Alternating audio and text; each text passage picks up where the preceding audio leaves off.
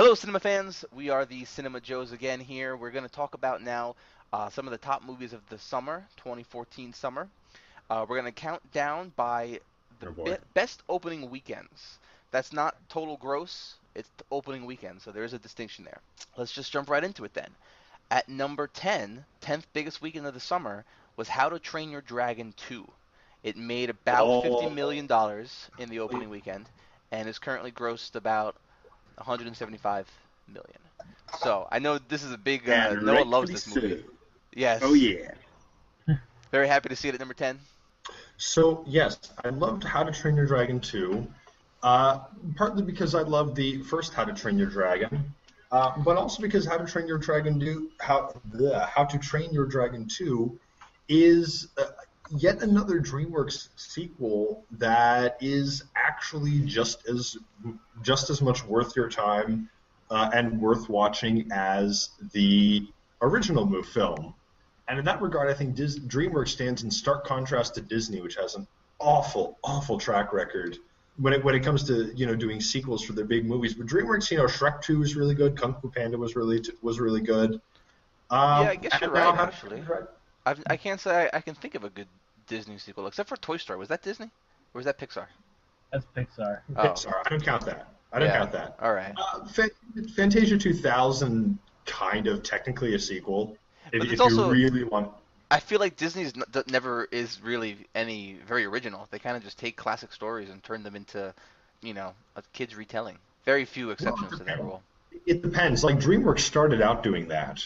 DreamWorks started out to do that with Prince of Egypt telling a biblical story, Sinbad, doing an animated version That of was the all hand classic drawn. Sinbad. That wasn't digital animation. Those two that Oh, but they you were might some have of the used digital, in it, but it was mostly more traditional, hand Well, yeah, drawn. they started out in the 2D hand-drawn animated Right. field, and like Disney, taking classical stories like Sinbad, Moses and the Exodus from Egypt. Right. Um, yeah, and did a lot of movies like that, and then they switched over to CGI.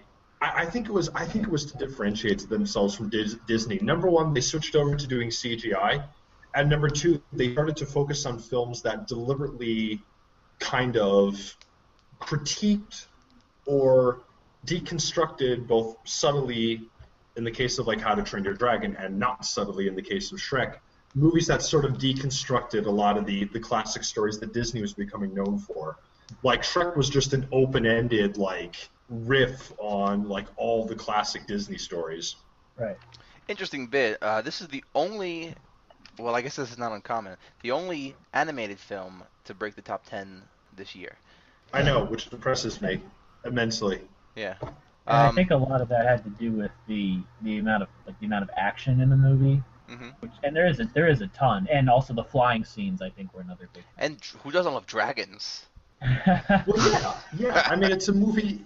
Well, here's the thing: like How to Train Your Dragon, the first one was one of the rare movies where even like a lot of film critics were saying, "Oh yeah, the 3D was worth it. It looks good in 3D." hmm Yeah. So it was marketing itself as a, big screen visual spectacle.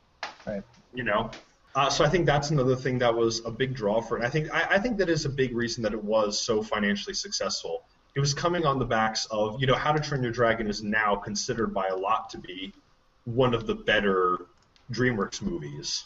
I don't know if I would say it's the best. Would be a tricky conversation, but it's become one of the most popular ones. Like I found out it apparently has a TV show, which looks awful. It did beat. See, I was under the impression that it didn't do as well as the original, but it turns out it did make at least an opening weekend. It made more, but it did not make as much over the course of its life. Mhm. It's about $50 million short of reaching the original. Well, the original also had very good DVD sales, so there was that as well. You know. I just have to say, I really enjoyed How to Train Your Dragon 2, and as someone who had not even seen the original, I didn't feel lost. I didn't feel like I was in the dark. I think they really filled you in very nicely without resorting to really blatant, exposition of the first movie. Mhm. I want to give the film credit for that, and I did enjoy it, and I recommend it. Number 9 is the first and only comedy. Well, you can argue number 8 will be laughable, But number 9 is 22 Jump Street, another sequel to 21st Jump Street, and it made 57 million in its opening weekend and 191 million over the course of its life. And it's got some good scores as far as the critics go. I saw the first one.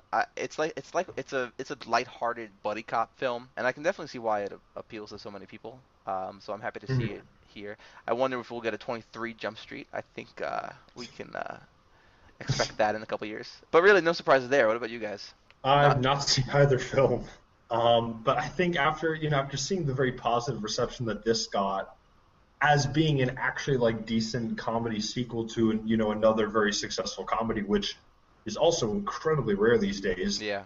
I do want to see both of them. I just don't know when I'll find the time. Yeah, and that's the interesting bit. You don't often see comedies break into the top 10 like this. And it's interesting because the people who I know at least directed this one, they directed and wrote the first one, I believe. Phil Lord and Christopher Miller, who had another hit this year with the Lego Movie. Yep, that is true. And so that, because I loved the Lego Movie so much, I wonder if maybe I have to finally give at least the first 21 Jump Street a chance. Well, it's interesting. Yeah, it's interesting because they've done the 2 Jump Street movies. They did the Lego Movie, which was fantastic, which is still definitely within my. I don't even want to hazard a guess as to what my top films of the year are, but I would say Lego Movie is still in my top 5. Yeah. Somewhere in there. But they also did Cloudy with a Chance of Meatballs, which I actually had the opportunity to see a few months ago, and it's pretty good actually.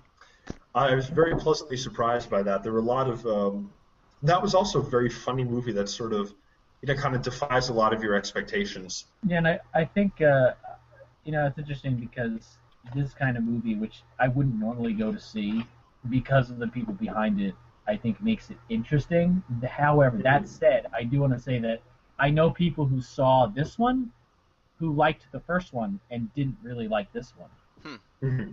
But the critical consensus seems to be that it's in the same ballpark or maybe even better. So it's really a strange phenomenon. Did they voice any particular reasons why they didn't like this one as much?